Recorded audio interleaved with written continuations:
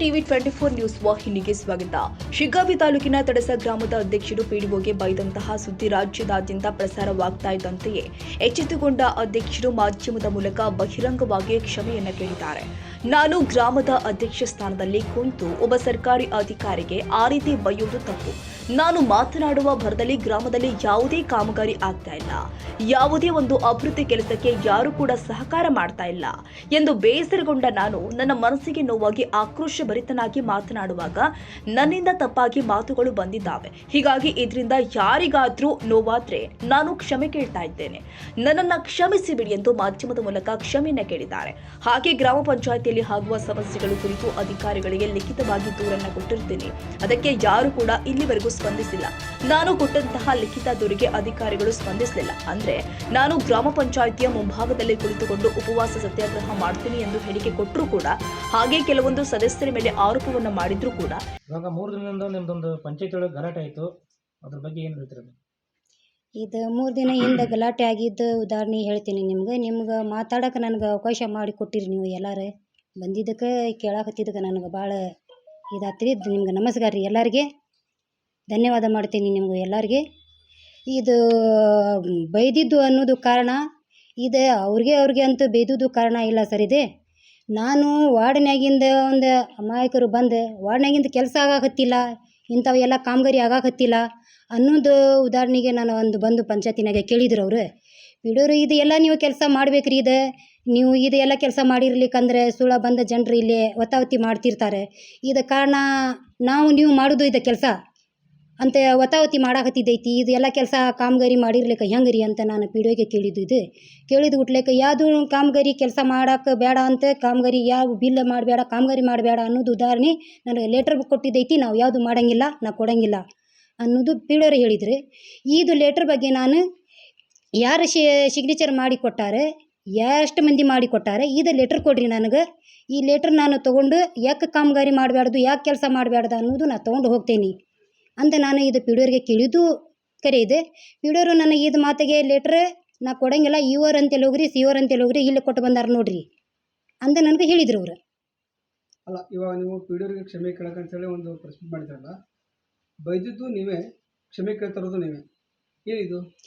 ಇದು ನಾನು ನೋಡ್ರಿ ಪಿಡಿಒರಿಗೆ ಅಂತ ಬೈದಿದ್ದಿಲ್ಲ. ಇದು ಪಿಡಿಒರಿಗೆ ಅಂತ ನಾನು ಅವ್ರಿಗೆ ಬೆಟ್ಟ ಇಟ್ಟು ಹೇಳಿದ್ದಿಲ್ಲ.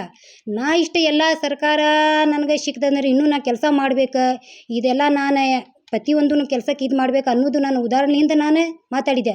ಯಾಕಂದರೆ ನನಗೆ ಯಾರ್ದೂ ಸಪೋರ್ಟು ಇಲ್ಲಿ ಸಿಗಾಕತ್ತಿಲ್ಲ. ಒಂದು ಮಹಿಳಾನ ಆಗೇನಿ, ಒಂದು ಲೇಡೀಸ್ ಅದೇನಿ, ನನಗೆ ಇಲ್ಲಿ ಮೆಂಬರಿಂದ ಸಪೋರ್ಟ್ ಇಲ್ಲ, ಇಲ್ಲಿಂದ ಪಿಡಿಒದ ಸಪೋರ್ಟ್ ಇಲ್ಲ. ನನಗೆ ಪಿಡಿಒರು ನನಗೆ ಹೋಗಿ ನಾ ಕೇಳಿದ ಗುಟ್ಲೆಕ್ಕೆ ಇಲ್ರಿ ಅರ್ಜಿ ಲೆಟ್ರ್ ಕೊಟ್ಟಾರ ಅವರು, ಮತ್ತು ನಾ ಯಾವ ಕಾಮಗಾರಿಗೆ ಲೆಟ್ರ್ ಕೊಟ್ಟಿದ್ದಕ್ಕೆ ನಾ ಕಾಮಗಾರಿ ಮಾಡೋಂಗಿಲ್ಲ, ನಾ ಕೆಲಸ ಮಾಡೋಂಗಿಲ್ಲ, ಯಾವ ಕೆಲಸ ಮಾಡಬೇಡ್ರಿ ಅಂತ ಲೆಟ್ರ್ ಕೊಟ್ಟಾರ ಅವರು, ಲೇಖಿ ಮುಖಾಂತರ ಕೊಟ್ಟಾರ ಅವರು ಅಂತ ಹೇಳಿದ ಗುಟ್ಲೆಕ್ಕೆ ನನಗೆ ಒಂದು ಬೇಜಾರಾತು. ನಾ ಪ್ರತಿಯೊಂದು ಡಾಕ್ಯುಮೆಂಟ್ಸ್ ಕೊಟ್ಟಿದ್ದೈತಿ, ಹಾಜರಾತು ಮಾಡಿದ್ದೈತಿ ಸಂಬಂಧಪಟ್ಟದವ್ರಿಗೆ, ಅಧಿಕಾರಿನವ್ರಿಗೆ.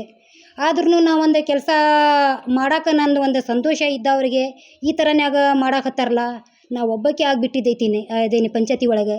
ನನಗೆ ಯಾರು ಸರ್ಕಾರ ಯಾರನ್ನು ಕೊಡಾಕತ್ತಿಲ್ಲ ಅನ್ನೋದು ಉದಾಹರಣೆಗೆ ನನ್ನ ಸಿಟ್ಟು ನಾನು ತಡ್ಕೊಳಕ್ಕಾಗಲಿಕ್ಕೆ ಇನ್ನೂ ಎಂಥನ್ಯಾರು ಇಲ್ಲಿ ಬಂದು ನಾವು ಹೆಂಗೆ ಮಾಡಬೇಕು ಹೆಂಗಿಲ್ಲ ಅನ್ನೋದು ಉದಾಹರಣೆಗೆ ನಾವೊಂದು ಬಾಯಿನಿಂದ ಶಬ್ದ ಮಾತಾಡಬೇಡ್ದಾಗಿತ್ತು, ಮಾತಾಡಿ ನಾನು ಇದೇ ಸಮಯ ಬೇಡ್ಕೊತೆ ನಾನು.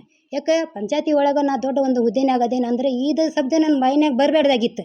ಯಾಕಂದ್ರೆ ನಾ ಒಬ್ಬಕ್ಕೆ ಆಗಿಬಿಟ್ಟೆನಲ್ಲ, ಇಲ್ಲೇ ಯಾರನ್ನೂ ಸರ್ಕಾರ ಸಿಗಾಕತ್ತಿಲ್ಲ. ನನಗೆ ಸಂಬಂಧಪಟ್ಟದವರ ಅಧಿಕಾರಿಗಳು ನಾನು ಲೆಟ್ರ್ ಕೊಟ್ಟರು, ಇನ್ನೂ ಮಠ ನನಗೆ ಇಶ್ಯೂ ಮಾಡಿಲ್ಲ, ಇನ್ನೂ ಮಠ ಬಂದು ನನ್ನ ಪಂಚಾಯತಿಗೆ ಏನಾಗೈತಿರಿ ಅಂತ ಕೇಳಿಲ್ಲಲ್ಲ ಅಂತ ನನ್ನ ಮನಸ್ಸಿಗೆ ನಾ ಬೇಜಾರು ಮಾಡಿಕೊಂಡು ನನ್ನ ಮನಸ್ಸಿನಿಂದ ನಾ ಬೈಕೊಂಡಿದ್ದಿದೆ. ಅವ್ರಿಗೆ ಅಂತ ನಾ ಬೈದಿದ್ದಿಲ್ಲ. ಇದೆ ನಾ ಬೈದಿದ್ದು ತಪ್ಪೈತಿ, ನಾ ಸಮಯ ಬೇಡ್ಕೊತೀನಿ ಇದಕ್ಕೆ. ಯಾಕೆ ಮಾತಾಡಬೇಡ್ದಾಗಿತ್ತು ನಾನು. ನಾವೊಂದು ಏನೋ ಒಂದು ಲೇಡೀಸ್ ಏನೋ ಒಂದು ತಿಳ್ಕೊಂಡು ಮಾತಾಡ್ಬಿಟ್ಯ, ಇದು ಸಮಯ ಬೇಡ್ಕೊಂಡಾಕತ್ತೆ, ನಾನು ತಪ್ಪಾಗೈತಿ, ಸಾರಿ ಅನ್ನಕತ್ತೀನಿ. ನಿಮ್ಮ ಅಧ್ಯಕ್ಷ ಸ್ಥಾನ ಇದ್ದಾಗ ನೀವು ನಿಮ್ಮ ಒಂದು ದೊಡ್ಡ ಹುದ್ದೆ ಸರ್ಕಾರಿ ಅಧಿಕಾರಿ ಅವರು ನಿಮ್ಮ ಬೈದ ಮೇಲೆ ಪ್ರಸ್ತಾವಾಗಿಲ್ವಾ ಬೈಬಾರ್ದು ಅಂತೇಳಿ? ಇದು ಯಾವುದೂ ಸರ್ಕಾರ ಇಲ್ಲಲ್ರಿ ನನಗೆ. ಸರ್ಕಾರ ಇಲ್ಲಿದ್ದಕ್ಕೆ ಒಂದಕ್ಕೆ ನಾನು ಒಂದು ಮಾನಸಿಕ ವಯಸ್ಸಿನಿಂದ ಒಂದು BP ಇದು ಆಗೈತೆ ಅಂತ ತಿಳ್ಕೊಂಡು ಒಂದು ಮಾತಾಡೇನೆ ಅಂತ ನಾನು ಸಮಯ ಬೇಡ್ಕೊಳಕತ್ತೀನಿ. ನಿಮ್ಮ ಬೆಂಬಲಕ್ಕೆ ಸದಸ್ಯರು ಇದ್ರೂ ಇರುವಲ್ಲಿ? ನನ್ನ ಬೆಂಬಲಕ್ಕೆ ನೋಡ್ರಿ ಇಲ್ಲೇ ಯಾರೂ ಇಲ್ಲ ಅಲ್ಲಿ ಸದಸ್ಯರು. ಪ್ರತಿಯೊಂದೂ ಲೇಖಿ ಮುಖಾಂತರ ಕೊಡಾಕತ್ತಾರ ನನಗವ್ರೆ. ನೋಡ್ರಿಲೆ ಲೇಖಿ ಮುಖಾಂತರ ಕೊಡಾಕತ್ತಾರ. ಯಾವ ಕಾಮಗಾರಿ ಮಾಡೋಂಗಿಲ್ಲ, ಯಾವ ಬಿಲ್ ಮಾಡೋಂಗಿಲ್ಲ. ಇಲ್ಲೇ ಒಂದು ಬೋರ್ ರಿಪೇರಿ ಮಾಡವ 2 ವರ್ಷ ಆತವಂದು ಪೇಮೆಂಟ್ ಆಗ್ಲಿಕ್ಕೆ 2 ವರ್ಷದಿಂದ ಇನ್ನೂ ಮಟ್ಟ ಇಲ್ಲ. ಬೇಕಾದ್ರೆ ಅವ್ನು ಕರೆಸಿ ಕೇಳಿದ್ರು 2 ವರ್ಷದಿಂದ ಪೇಮೆಂಟ್ ಆಗಿಲ್ಲ ನಂದು ಅಂತ ಹೇಳಿರ್ಬೇಕು ಅವ. ಈ ಥರನ್ಯಾಗ ಐತಿ. ಹಿಂಗೆ ಪೇಮೆಂಟ್ ಸುತ್ಕೊಂಡು ದುಡ್ದವ್ರದ್ದು ಪೇಮೆಂಟ್ ಸುತ್ಕೊಂಡು ಮಾಡಕ್ಕೆ ಕೊಡಾಕತ್ತಿಲ್ಲ. ಹೆಂಗೆ ಮಾಡ್ಬೇಕ್ರಿಪ್ಪ ನನ್ನ ಕಾಮಗಾರಿಲೇ? ಸದಸ್ಯರು ನಿಮ್ಮ ಮೇಲೆ ಎಲ್ಲರೂ ಕೂಡ ನಮ್ಗೆ ಅಧ್ಯಕ್ಷರು ಬೆಂಬಲ ಕೊಡ್ತಾ ಇಲ್ಲ, ನಮ್ಗೆ ಏ ಕ್ವಶನ್ ಮಾಡ್ತಾರೆ. ಆಮೇಲೆ ಸರ್ಕಾರ ಅಧಿಕಾರಿಗಳು ಕೂಡ ನಮಗೆ ಅವರು ಹೇಳಿದ್ದಾರೆ ಅಧ್ಯಕ್ಷರು ಬೆಂಬಲ ಕೊಡ್ತಾ ಇಲ್ಲ, ನಮ್ಗೆ ಏ ಕ್ವಶನ್ ಮಾಡ್ತಾರೆ ಅಂತೇಳಿ ಅವ್ರನ್ನ ಆರೋಪ ಮಾಡ್ತಾ ಇದ್ದಾರೆ. ಇದು ಸತ್ಯನಾ ಸುಳ್ಳು? ಸುಳ್ಳು ರೀ ಇದು ಆರೋಪ ಇಲ್ಲ, ಸುಳ್ಳಿದವ್ರು ಮಾತಾಡಕತ್ತಿದ್ದು. ನಾ ಪೂರ್ತಿ ಸಭೆದಾಗ ಹೇಳೇನಿ ಅವ್ರಿಗೆ, ನೋಡ್ರಿಪ್ಪ 1 ಕೋಟಿ ಚಿಲ್ಲರ ಬಂದಿದ್ದೈತಿ ನಮ್ಮ ವಾರ್ಡ್ನ್ಯಾಗ. ನೀವು ಕಾಮಗಾರಿ ಮಾಡ್ಕೋರಿ, ನೀವು ಕೆಲಸ ಮಾಡ್ಕೋರಿ, ಜನರಿಗೆ ನೀವು ಕೆಲಸ ಮಾಡಿ ನಾವು ಹೊರಗೆ ಬಂದೀವಿ ಅನ್ನಂಗೆ ಅನ್ನಿಸ್ಕೋರಿ. ನೀವು ಪಂಚಾಯತಿ ಡೆವಲಪ್ಮೆಂಟ್ ಮಾಡೋದೈತಿ, ಪಂಚಾಯತಿ ಡೆವಲಪ್ಮೆಂಟ್ ಮಾಡೋಣಂತ ನಾವು 27 ಮಂದಿ, ನಾನು ಹಿಡಿದು 27 ಮಂದಿ ಸದಸ್ಯರದೇವಿ. 27 ಮಂದಿಗೆ ನಾನು ಸಭೆನಾಗ ಹೇಳಿ, ನಾನು ಕಮಿಟಿನಾಗ ಹೇಳೀನಿ, ಮೀಟಿಂಗ್ ಹಾಲ್ನಾಗ ಮೀಟಿಂಗ್ ನಡೆಯಾಕತ್ತೈತಿ. ಮತ್ತು ಆ ಒಂದು ವಿಡಿಯೋ ತುಣುಕು ನಾವು ಅದು ನೋಡಿದ್ವಿ, ಊರಿಗೆ ಶಾಂತಿ ಭಂಗ ಮಾಡ್ತೀವಿ ಅಂತೇಳಿ ಹೇಳಿದ್ರಿ. ಸೊ ಏನದು? ಇದು ಊರೇ ಶಾಂತಿ ಭಂಗ ಅಂತ ಇದ್ದಾರೆ. ಇದು 20 ಏನೇನು ಬಿಡಿದೆ. ಯಾಕಂದರೆ ಊರು ನೀವು ಕೆಲಸ ಮಾಡ್ತೀರಿ, ನೀವು ಬೀಗ ಹಾಕ್ತೀನಿ ಅಂತ ಊರು ಜನರು ಬಂದರೆ, ನೀವು ಊರು ಜನರು ಬರೋದಕ್ಕೆ ಕಾರಣ ಇಲ್ಲ, ಶಾಂತಿ ಭಂಗ ಮಾಡೋದಕ್ಕೆ ಕಾರಣ ಬಂದೈತಲ್ಲಪ್ಪ ಅಂತ ಈ ಉದಾಹರಣೆ ನಾನು ಹೇಳಿದ್ದು ಕರೆ. ಯಾಕಂದರೆ ಬೀಗ ಹಾಕಬೇಕು ಒಂದು ಪಂಚಾಯತಿದ ಅಂದರೆ ಮತ್ತು ಏನು ತಿಳ್ಕೊಬೇಕಿದೆ ಮನಸ್ಸಿಗೆ? ಹೊರಗೆ ಬರ್ರಿ ಅಂತ. ಕ್ಷಮಾಪಣೆ ಕೇಳ್ತೀರಾ ಮೇಡಮ್? ಹಾಂ, ಕೊನೆಯದಾಗಿ ಏನು ಹೇಗೆ ಇಷ್ಟಪಡ್ತೀವಿ? ಕ್ಷಮಾಪಣೆ ಕೇಳ್ತೀರಾ? ಇದು ಏನೈತೆ ನೋಡ್ರಿ, ನಾನು ಇದು ಮಾತಾಡಿದ್ದೈತೇನಲ್ಲ, ನಾ ಇದು ಸಮಯ ಬೇಡ್ಕೊಳಕ್ಕೆ ನಾ ರೆಡಿ ಇದ್ದೇನೆ. ಇದು ನಾನು ಅವ್ರಿಗೆ ಅಂತ ಬೇದ್ಕೊಂಡಿಲ್ಲ. ಇದೆ ನಾನು ಬೈದಿದ್ದು ನನಗೆ ಒಂದು ಬೇಜಾರು ಮಾಡ್ಕೊಂಡು ಮನಸ್ಸಿಗೆ ನನಗೆ ನಾ ಹೇಳ್ಕೊಂಡೇನಿ. ನಂದಪ್ಪ ಏನೈತಪ್ಪ ಇದು ನಂದು. ಅಧ್ಯಕ್ಷರೇ, ನಿಮ್ಮ ಕಡೆ ದಾಖಲೆ ಇದಾವಲ್ಲ, ಏನು ದಾಖಲೆ ಅವು? ನನ್ನ ಅಂತೆಲ್ಲೇ ದಾಖಲೆ ಇದ್ದಿದ್ದಂದ್ರೆ, ಇಲ್ಲೇ ಮೆಂಬರ್ಗಳು ಗೌಂಟಾನ್ ಆಸ್ತಿ ಮುತ್ತಳ್ಳಿ ದಯಾ ಅಂತ ಐತಿರಿ, ಮೆಂಬರ್ ಅದಾನ. ಅವ ಗೌಂಟಾನ್ ಆಸ್ತಿ 5 ಲಕ್ಷದ ಪ್ಲಾಟೂ ಸರ್ಕಾರದೇ, ಜಗಾನೂ ಸರ್ಕಾರದೇ, ಅವ ಪ್ಲಾಟ್ ಹಾಕ್ಕೊಂಡಾನ. ಮತ್ತೊಂದು ರೈಕರ್ ರಾಜು, ಅವಂದು ಏನಾರ ಚಿಕ್ಕ ಪುಟ್ಟ ಸಲಪ್ ಇದ್ದಿರ್ಬೇಕು, ಇಲ್ಲ ಅನ್ನಂಗಿಲ್ಲ.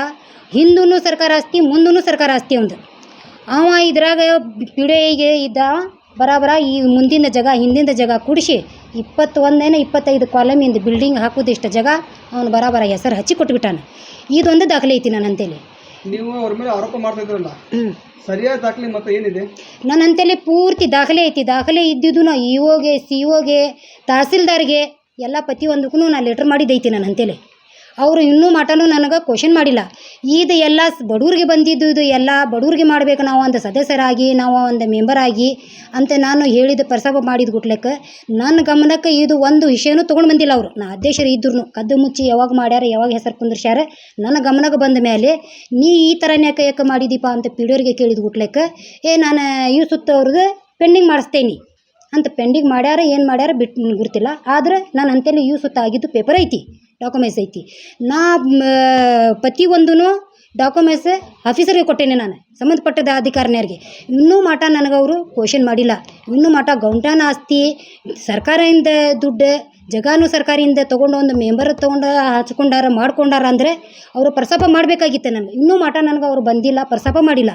ಲೇಔಟಿಂದು ಒಂದೇ ನಮಗೆ ಬರುವುದು ಹೆಂಡ್ರಕ್ಕೆ ನಮ್ಮ ಪಂಚಾಯತಿಗೆ ತಗೋರಿ. ಯಾವ ಲೇಔಟು?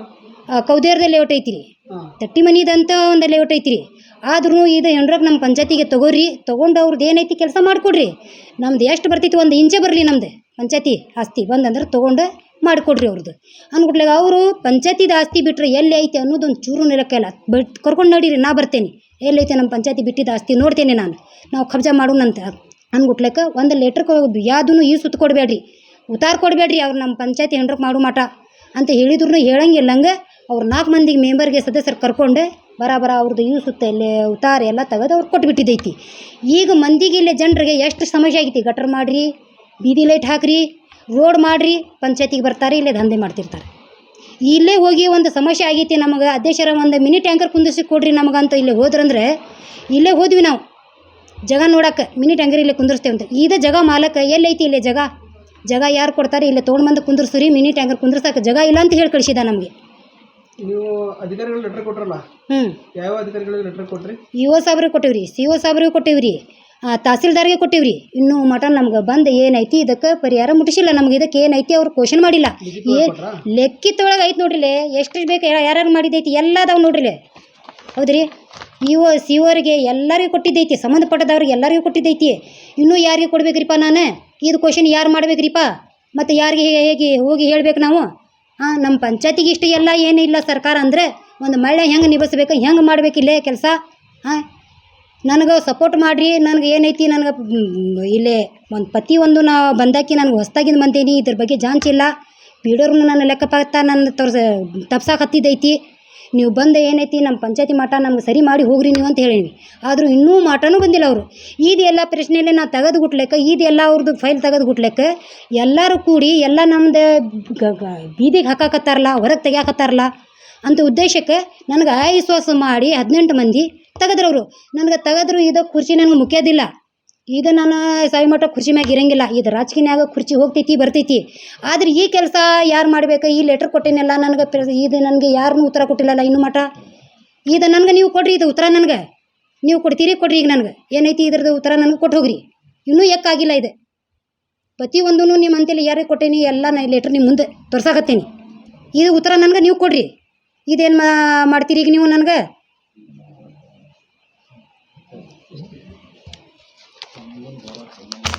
ಈಗ ಮುಂದೆ ಏನು ಮಾಡ್ಕೊಂಡು ಮಾಡಿರಿ ಮೇಡಮ್?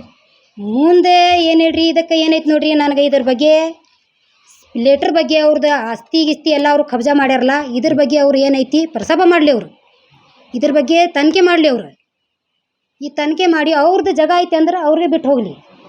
ನೀವು ಸರ್ಕಾರ ಜಾಗ ಐತಿ, ಸರ್ಕಾರ ತಬ ತಗೊಳ್ಳಿ. ಅವರು ಇದು ನನಗೆ ಮಾತಾಡೋಕೆ ಇದು 2 ಮಾತು ನನಗೆ ಭಾಳ ಅವಕಾಶ ಮಾಡಿ ಕೊಟ್ರಿ. ನಾ ಮಾತಂದರೆ ನನಗೆ ಸಮಸ್ಯೆ ರೀ. ತಪ್ಪಾದಂದರೆ ನಾನು ಸಾರಿ ಬೇಡ್ಕೊತೇನೆ. ಸಾರಿ. ಜೈ ಹಿಂದ್, ಜೈ ಕರ್ನಾಟಕ.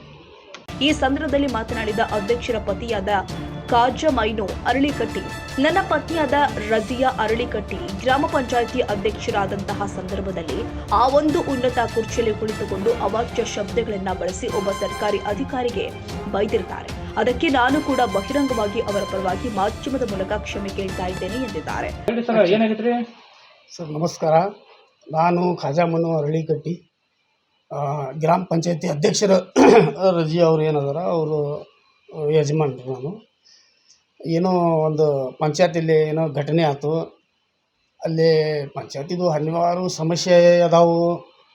ಅದರಲ್ಲೇ ನಾವು ಹೋಗೋಂಗಿಲ್ಲ, ಅವ್ರಿಗೆ ಬಿಟ್ಟಿದ್ದದು. ಆದ್ರೆ ಅವರು ಏನೋ ಒಂದು ಶಬ್ದ ಅವ್ರ ಬಾಯಿಲಿಂತ ಬಂದೈತಿ, ಅದು ಬರಬಾರ್ದಾಗಿತ್ತು. ಅದರಲ್ಲಿ ನಾವು ಕ್ಷಮೆ ಕೇಳಿ, ನಾನು ಸಹಿತ ಕ್ಷಮೆ ಕೇಳ್ತೀನಿ. ಅದ್ರ ಬಗ್ಗೆ